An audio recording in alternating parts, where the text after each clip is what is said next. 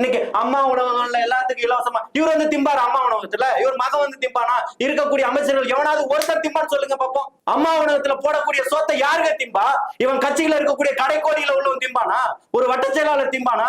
ஒரு கவுன்சிலர் திம்பானா? எதுக்குமே தகுதி இல்லாம மக்களை போட்டு கொள்றீங்களடான்றதுதானே திருப்பி திருப்பி கேட்கிறோம்.